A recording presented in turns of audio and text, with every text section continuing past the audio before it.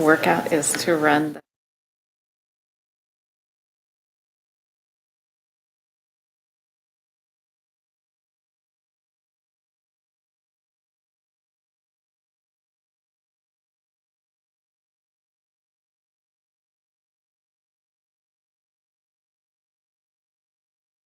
We are, I guess, reconvening after some technical hiccups. And so we already approved our minutes for the admin committee meeting of April 24th, and we're moving forward with our second regular agenda item with David Schott for the consideration of the Milton Arthur Park Playground Installation Agreement. Take it away. Thank you, Councillor Lewis, and good afternoon, everybody. So Milton Arthur Park is located on the corner of Granville and Sutton Streets. City Council approved the purchase of the playground equipment and safety surfacing in March of 2022. Due to some delays, the city did not take possession of the playground equipment until this past winter. In the interim there, in the fall of 22, contractors completed the excavation and they installed the concrete pad for the playground. Just a little background. So in the past, Parks Department have installed the playground equipment. They've embraced this and the safety surfacing in-house.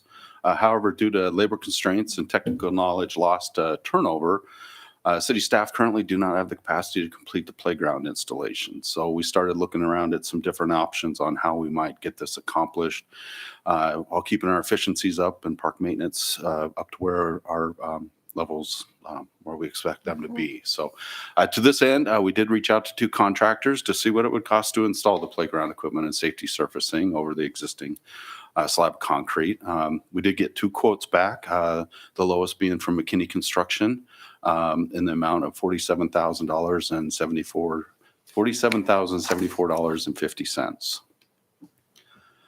This is just a recap of what the playground's going to look like. We've got this stored out at the Park City shops right now. So the funding, because the installation was originally planned to be in-house by city staff, it wasn't appropriated in the fiscal year 23 budget. However, we had some long-term vacancies in full-time parks positions. Happy to say we're fully staffed now. But construction takes some training, and so they're a little bit green. But we anticipate a savings of about $102,000 in that line item that can be allocated to fund this playground installation. So our staff recommendation is to accept the low quote provided by McKinney Construction in the amount of $47,074.50 to install the playground equipment and rubber tile safety surfacing at Milton Arthur Park. I would note that this would need to be substantially completed by September 30th, the end of this fiscal year. With that, I'd be happy to answer any questions or take comments. How long does it take to get people up to speed to do something like this? To get your staff up to speed? Well, in the past, we started about the time I started at Indian Hills Park. And so we sent a lot of our staff to RISC training, which is Recreation Installation Certification. It's basically contractors installing playgrounds. So the city had quite an investment in that. With the turnover, we've lost a lot of that. Currently, our full-time staff members, only 2 of them have gone through that training. So it does take some time. There's some learning curve with that. And not to say that we can't do these in-house in the future, but currently we're looking at contracting this out. And so with that, does using a contractor mean that we have staff that, I'm guessing they can't do hands-on application, but is there room for there to be some light shadowing of our staff to watch the contractors execute, or is it like very much we treat it like a construction zone and we can't be nearby? Like I'm trying to figure out how can we help. Definitely going to have eyes on this one. So okay. With any contractor coming in and install playground equipment. So McKinney Construction will do all the labor, but Calvin Macy, our park supervisor, he's really good at construction and really good at installing playgrounds. He's got a few under his belt now. He'll be doing construction administration for it. So all those critical points in the construction, the layout, definitely have him out on site making sure it's getting installed. I would also note that at the end, we're requiring a certified playground safety inspector to do a complete audit and turn that into the city prior to the city taking it from the contractor. Very cool. Any questions for you, Drew? No questions for me. My last one, did do we do a ribbon? Would we normally do like a ribbon cutting or a fun something or other when the installation is complete? Because this is a new park, not a replacement park, right? Am I mixing that up? This is a new installation. New installation, do we do, that'll come Typically, yep, we do a dedication ribbon cutting for each of our playgrounds. I would note Lola Clyde Park was done in the height of COVID, so that did Yeah. not get a dedication, but all our other parks have. Okay. Well, I will look forward to hearing about what our scheduled education is. Any other lingering questions, or how do we feel about recommending acceptance of the low quote? I think it's fine. Sounds like it makes dollars and Yep. cents. Yeah, love it. Consent agenda? Okay, we'll do consent. Thank you. Beautiful. Have a great Thanks, afternoon. David. Thank Thanks, you too.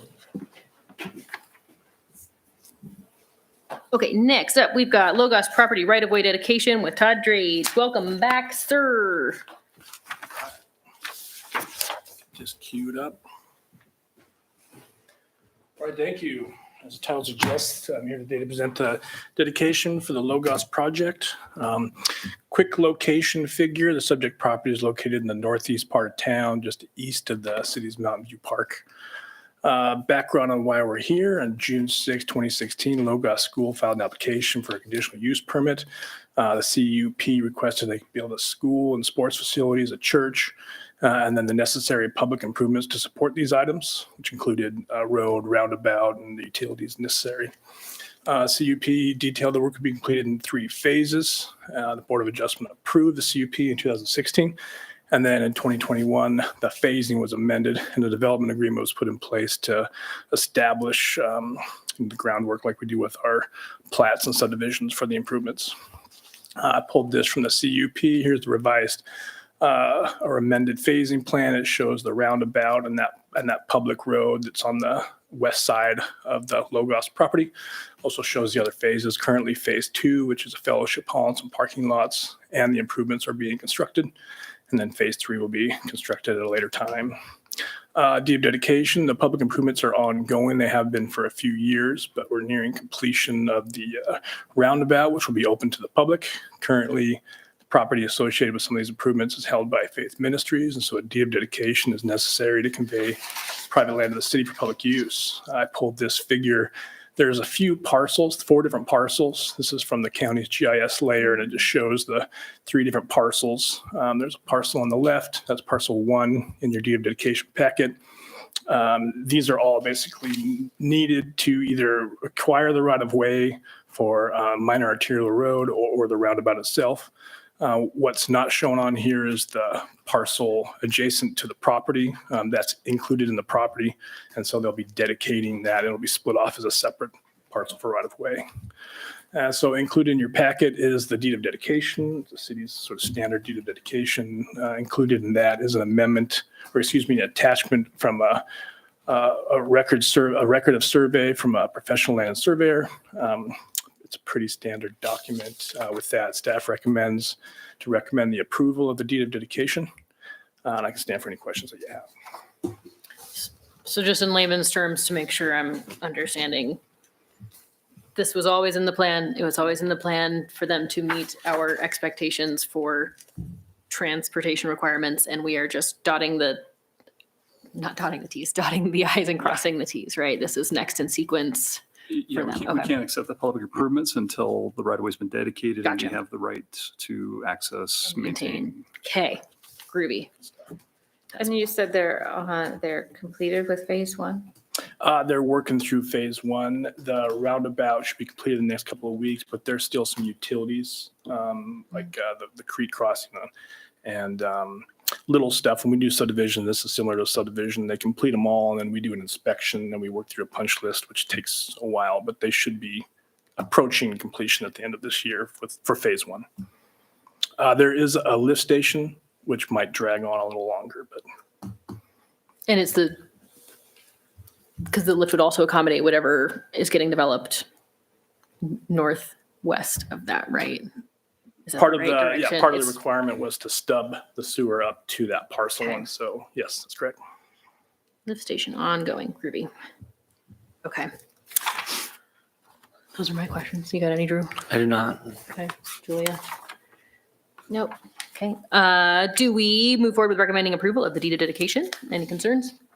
No concerns. Fine. And is it consent? Okay, that sounds great. Thank you, Todd. Thanks. Appreciate it. Item number 4, it's the lot line adjustment at 190 and 197 Wheatland Court. We've got Mike Ray here with the details. Hi, Mike. Peachy Keen, how are you? Great. Love it. Wheatland Court, Wheatland. Cool. Got the right one. So this is a proposed lot line adjustment, 190, 197 Wheatland Court.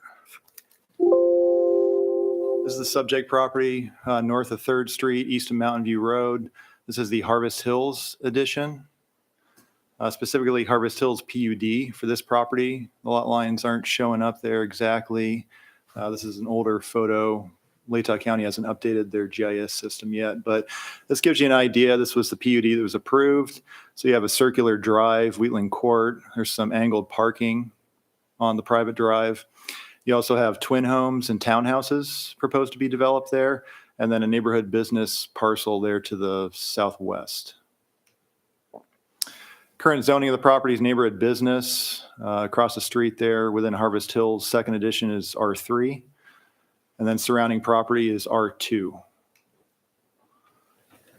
Looking at the Harvest Hills PUD, so twin home lots require 2250 square feet for minimum lot size, 25 feet in width, and the setback is 7 feet on the side.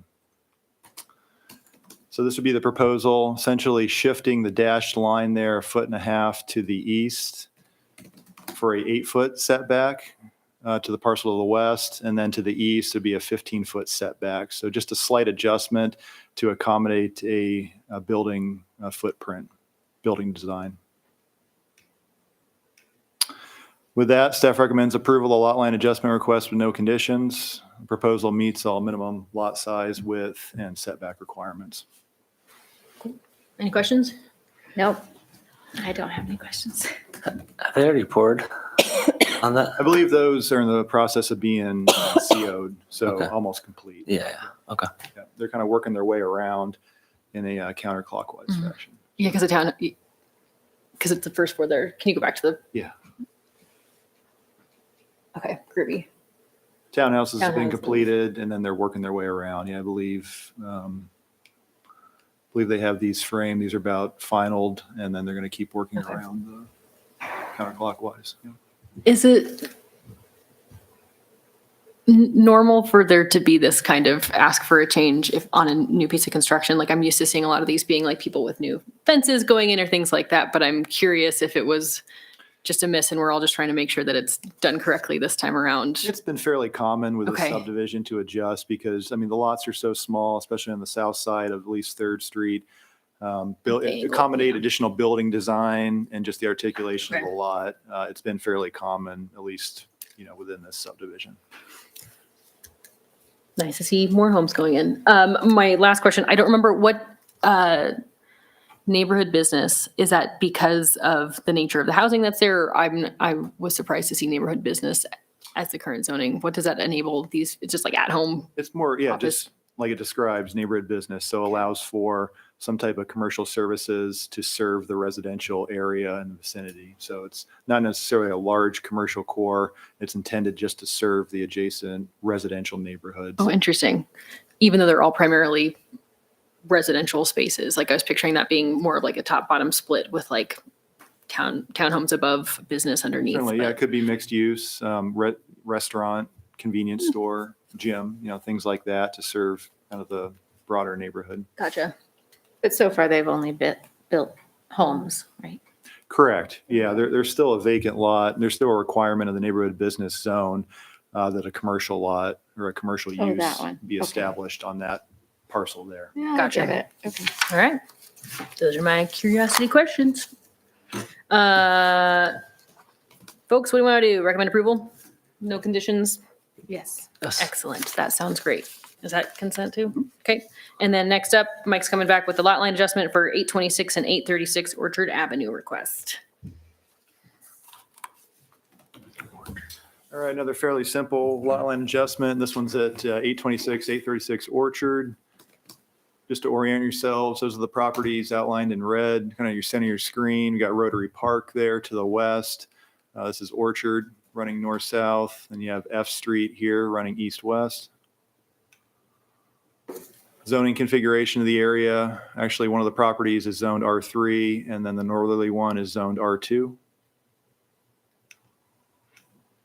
So taking a look at the R2 zone, minimum lot area is 7,000 square feet, minimum lot width 60 feet. R3, minimum lot size is 6,000 square feet, and minimum lot width is 60 feet. And then the side yard, minimum setback is 5 feet. So there are currently existing single-family home on each of these properties.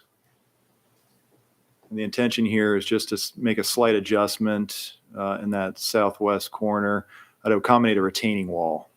Oh. So they're under common ownership. I believe they're preparing for the sale of one or not two of the properties, and just making sure that everything that's been developed, at least on the northerly lot, is actually within that property line. So that's the reason for the slight adjustment. They're about a third of an acre in size, so certainly meet all the minimum lot size width requirements as well as the setback requirements also. And this was a survey that they had submitted. And with that, staff recommends approval of the lot line adjustment request with no conditions, and I certainly could stand for any questions you have. Makes sense to me. Looks like somebody built a little over their property. And it's nice that it's happening before a potential change of ownership. So, yeah, no concerns. Any questions? Well, the owner owns both the properties though, right? Yeah. Correct. Okay. Probably familiar with that. So they're both on, yeah, they're both on board.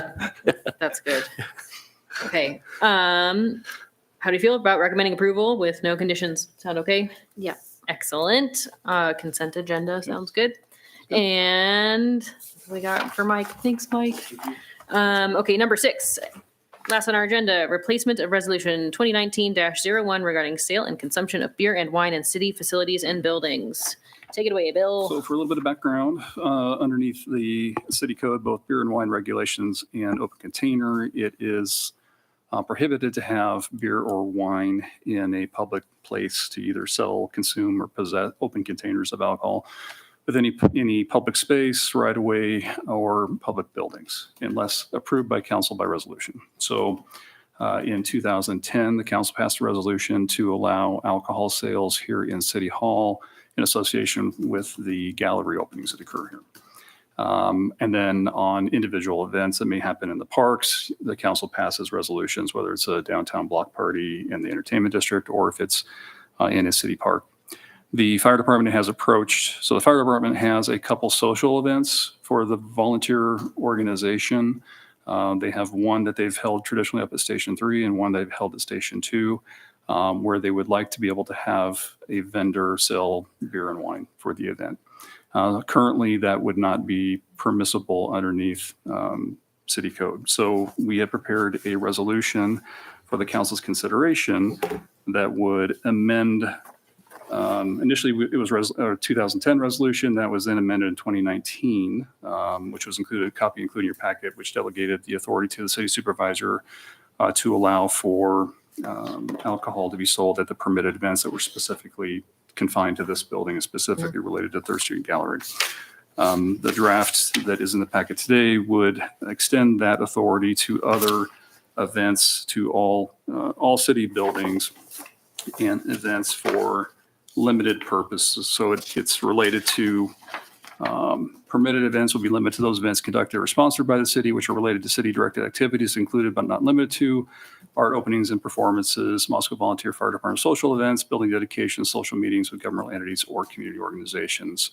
It would require that beer and wine would be sold by a licensed vendor. They'd be required to get a catering permit. That it would be up to my authority to allow it, and that those sales and consumption will occur within designated areas as approved, and along with some other general standards for its use. So this would then expand that opportunity. So if the fire department, did want to have their events, did want to have a vendor there, then I could approve that, and they could have a caterer come in and cater that event.